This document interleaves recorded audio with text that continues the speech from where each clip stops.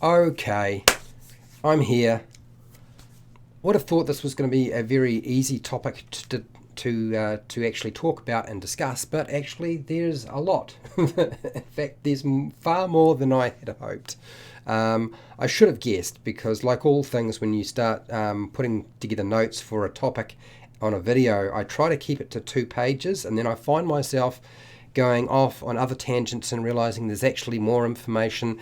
And the Rise of Tiamat is one of those adventures where quite often there is information scattered all over the place. So a little bit tricky. Anyway, get settled down. I am ready. I am here. I am prepared. I do have my notes, and I do have some experience running this adventure, so that's always helpful too, right? That's part of the reason why people are here.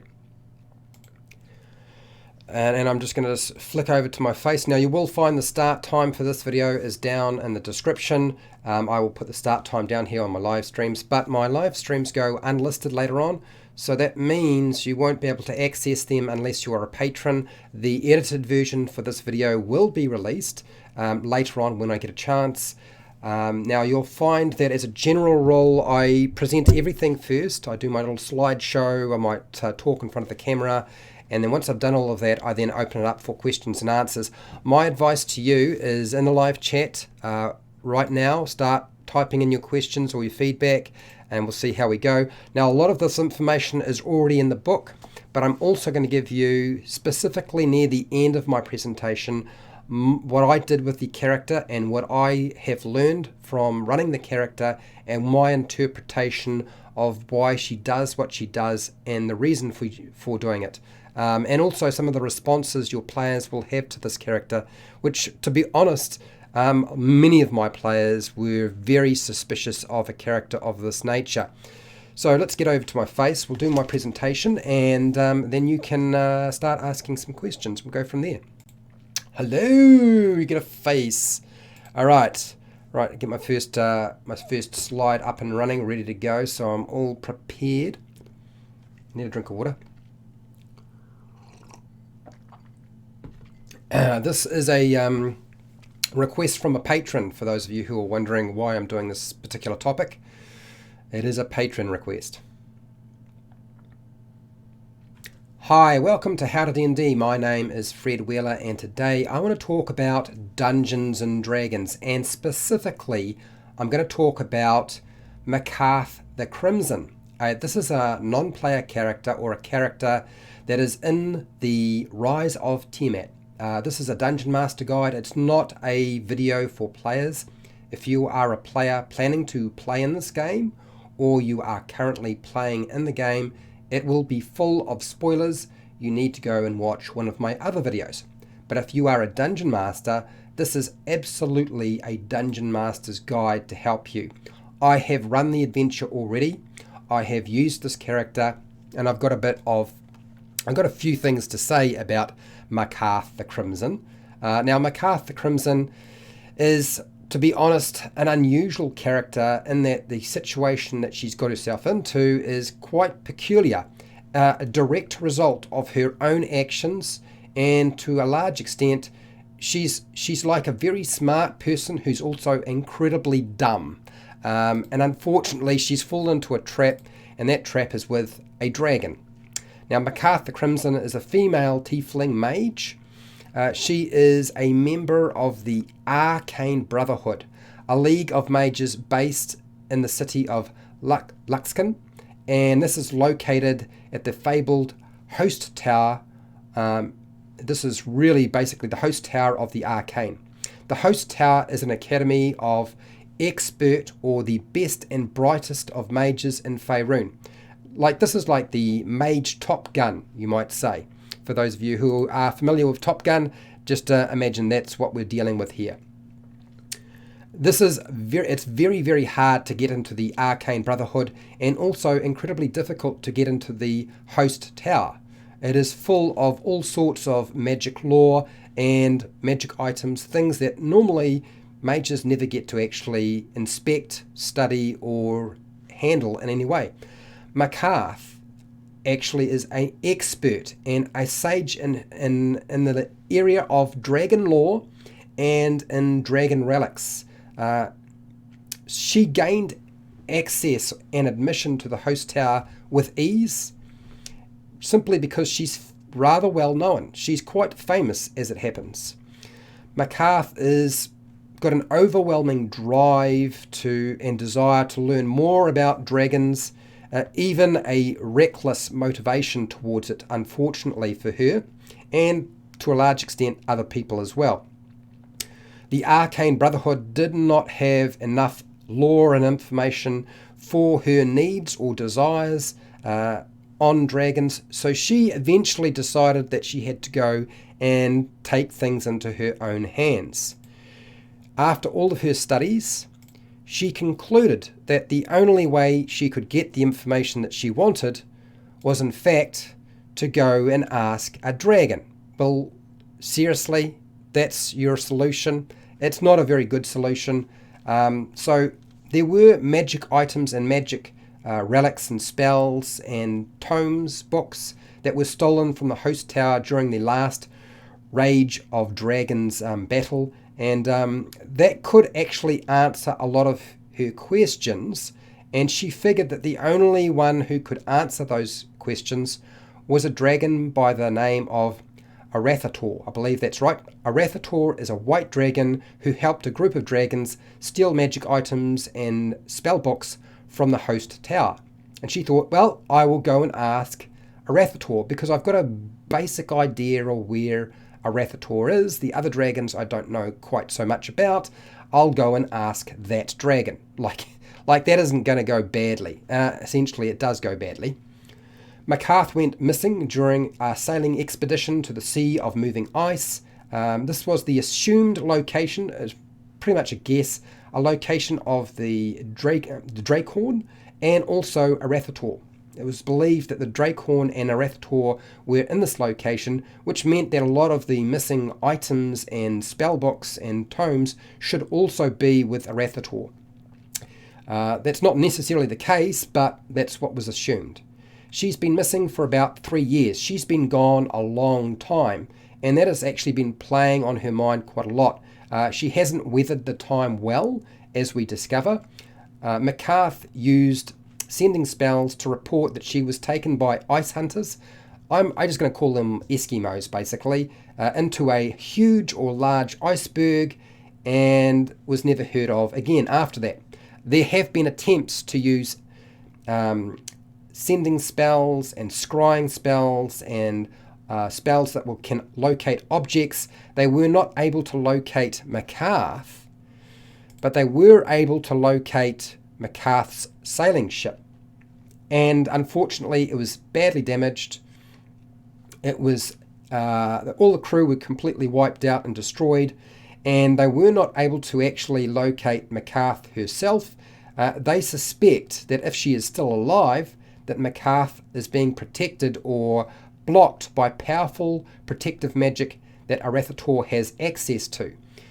And that is exactly what's taking place. Arathator is basically keeping Maccathe as a prisoner. Now, why has Arathator captured her? Well, it's not just captured, she's also been bribed. Bribed with the exchange of information and access to the items that he actually has in his possession.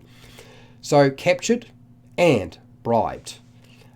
The only thing is that the provisor is she gets access to, in exchange for all of this information, she has to replace the rider of his grief-stricken partner, who's just not recovered from the last rider that she had. It's a tough ask, and that's exactly what she's been asked to do. Okay, so right now you will find that at some point your players will have deep suspicions that Maccathe has gone bad, because Maccathe the Crimson is not in fact evil, but she's been gone a long time. She decided to go and pursue a dragon of all things, and she has an infernal bloodline. She's a tiefling. So that is already going to sort of be a problem, particularly when the players encounter her for the first time. What had happened is Maccathe was not killed due to the fact that she had things on her, items on her that indicated she was a member of the Brotherhood, Arathtor didn't kill her, killed everybody else, and decided to strike a bargain. Now, Maccathe was smart enough to actually convince the dragon she would agree to his terms. She hasn't, and she's been pretty much been held captive trying to decipher all of the ancient writings the dragon has in his possession. She has been trying to escape with no success. She is so worn down by the process that she is absolutely adamant that in no way can she ever escape, and she is going to die at some point when the dragon is finally fed up and has nothing more to do with her. It's probably not going to be the case, but she realizes that every attempt she's tried to put into place to escape has failed, and she's quite hopeless at this point. You can kind of understand that. Very, very powerful dragon. She will assume that when the party of characters or adventurers or heroes show up, that they are there to kill her because she's been gone so long and she's still alive and she's studying and writing and seems to be working for the dragon, or that they are there to try and save her. The problem is that she doesn't believe that the party can save her. She believes she is a lost cause. She's quite arrogant and stubborn, so therefore actually getting her to assist them in any way is going to be hugely difficult. Because she thinks she's going to die at the will of the dragon, and basically is just a plaything or toy for this dragon, she's going to have a lot of trust issues. She's going to require quite a few things to happen before she ever considers doing what the party wants. So there is a large list and requirement on her part. She will provide detailed information to the player's characters on the dragon, Arathtor, and his lair and where everything is. She's happy to do that. She will not come and fight, but she will let them go and sort that out. And if they are successful and come back and get her, great. But what do they have to do? They have to, one, get hold of the Dracehorn, because she's not going to let that go. She's going to want all of those magic items and books that she's been studying that are in Arathtor's possession. She's going to want all of that transported back to the host tower with her, because she's going to want to have access to it. And she's going to want to have absolute proof that they killed that dragon dead as a doorknob. Whoa, it's rather a lot to ask. I don't imagine that too many players are going to have a big issue with trying to do that, because that's what they're there for. They're after the Dracehorn, but if a dragon needs to be killed and its stuff taken, I'm sure they will oblige. So, as a result, there's rather a lot going on with Maccathe.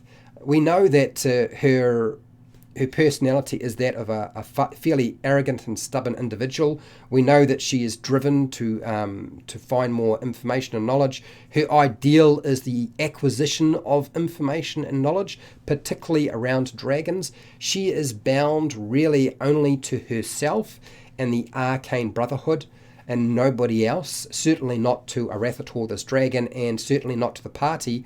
Those are the things that she is bound to. And her flaw is her indulgence and her driving force in the acquisition of dragon lore and information and knowledge. And this has led her down this terrible path where she finds herself in a situation where she doesn't believe she can ever escape. So a complicated character, and with an awful lot of backstory behind her. Out of all of the characters that I can think of in the entire adventure, her information is scattered from the first chapter into the second chapter. So all through that section you're going to find, and it's not just in one place, it's even chapter 2, or episode 2, The Moving Ice, you'll find her information is all over the place. So you have to sort of pick and pluck information that I've talked about from various locations to get it all, and then squeeze it into one location on your notes. So I'm hoping that this has been helpful to you. I do have other videos on the topic regarding the rise of Tiamat, and you are welcome to go and watch those if you are a dungeon master. Absolutely. I have a video on how to prepare for the Rise of Tiamat. I have an overview. When I ran the adventure, I did an overview after, so you could sort of get a picture of what it was like, sort of a really broad brushstroke look at it. And I will continue to do more videos on the topic. So absolutely keep watching my videos. I have hundreds of videos for players and dungeon masters as it happens, and you're welcome to go and check those out. I have a Patreon page where you can support me, so I keep doing videos on this particular topic or other topics that you might enjoy. As it happens, the Patreon patrons get access to my live streams when they go unlisted, and nobody else will get them, just the patrons, so they get all the Q&A at the end. On top of that, they also get priority on the topics that I talk about, and this is a patron request, so I've done it, and I will continue to do them as long as patrons ask for it. It is a topic that doesn't have a lot of information on it. I have affiliate links to the book depository on Amazon where you can buy stuff online, pay the same price, I get a small commission. It's fantastic. I also have a merchandise shelf which you can buy stuff. As it happens, it's a gold dragon with a dice, with keep rolling those 20s, which is my catchphrase. And hey, make sure to share, like, and subscribe. Hit that bell button to be notified when I go live, and I go live a lot, and when I edit new videos, and I do edit videos. And hey, till next time, keep rolling those 20s. Oh yeah, keep rolling those 20s.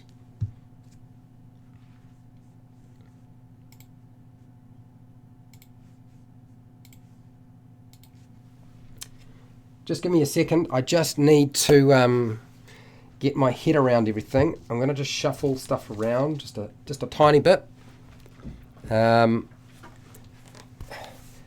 for those of you who are still here, get your questions ready. I will sort of direct you to certain pages very quickly. Really, it is all of her information is just scattered through chapter 2, but there is a little bit of information in chapter 1. I think most of chapter 2 will do what you need it to do, but I did find myself, I have really covered most of the things you might need to know. A chapter that will be very, a set of pages that will be very useful to you are pages 33 through to page 34, and then the very first page of chapter, I believe it's the very first page for episode 2, sorry. You'll find on page 25, Maccathe is discussed a little bit there as well. And those are your main areas and sources of information on the topic. You're really not going to find very much on YouTube or the internet.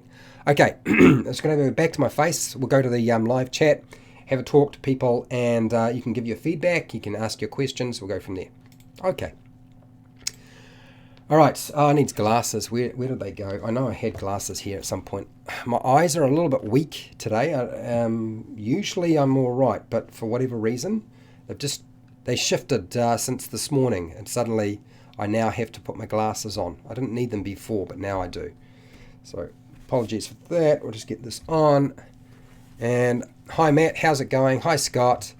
Anton, how's it going, Anton? The Horde of the Dragon Queen and Rise of Tiamat arrived last Thursday, so good stuff, Fred. Yeah, look, I know a lot of people might want me to cover the Horde of the Dragon Queen, but I really hate Horde of the Dragon Queen. I love the Rise of Tiamat, but it's not a beginner adventure. There's a lot of work and a lot of changing and alterations you have to make. I kind of like that sort of thing, so I don't have an issue with it, but for a new Dungeon Master is a lot of work, so not a new Dungeon Master tool, unfortunately. Hi, Scott. I purchased the Horde of the Dragon Queen, but have to yet pick up part of the Rise of Tiamat. It's me next campaign after the Curse of Strahd. Totally understand. I believe right now I think it's Amazon, that the Rise of Tiamat might actually be more expensive than the Horde of the Dragon Queen. And I think the reason behind that is because it has Tiamat. You know, it's got the battle with Tiamat, Queen of the Dragons. And I think that's a big point. A lot of people are less interested in Horde of the Dragon Queen, but want to play the Rise of Tiamat. And I can understand that. I know that it was very popular, certainly the very last session that I ran. So I can understand why people might be interested. I think with MacCath, I did not, I mean, even though I did my prep and I tried to understand the character as much as possible, it was quite clear to me that the players really did not trust her, and that was pervasive right throughout the entire session until they finally returned her back to her home. I can see that being a problem, certainly if you're a dungeon master and you need them to be on board. More importantly is that if you get a group of players who are sort of more into fighting and hack and slash, they may simply see Maccathe the Crimson as simply an obstacle, even though the council has said that they need to have access to Maccathe the Crimson. I can see that happening very, very easily. I know my group was on the verge. There were a few arguments amongst the players about whether she would live or whether she would die. And that was certainly, I presented her, as the book sort of suggested, as having a lot of requirements, not completely sure that she wanted to side with them unless they could guarantee her safety, and that she had assumed that she would simply perish there studying for the dragon till the end of time. I guess it's like if you love sugar, death by chocolate. This was her death by chocolate. I get to spend my time with dragon lore that I couldn't get access to, but at the expense of any quality of life from here on out. Quite amusing, actually, I have to say. Okay, so I think I've covered everything. I think this is a good time to disappear. I know that this is not a video topic that necessarily has got a broad interest, because it's not the Lost Mine of Phandelver and it's not the Curse of Strahd. I think that Maccathe the Crimson could appear in a different adventure outside of the Rise of Tiamat, so it's not an NPC that you could sort of just knock aside and consider unuseful in another game. So certainly I would pocket this as something you could use in another game should they ever find themselves at the host tower. Why not? Use this character, it's there. And you're welcome, Matt and Scott. I am going to switch on back to my little screen. We'll finish off with that, and I will say what I normally say, and that is, have a good day, night, morning, afternoon, wherever you are in the world. This is my last live stream for today. So look after your family and your friends and yourself, and hey, till next time, keep rolling those 20s.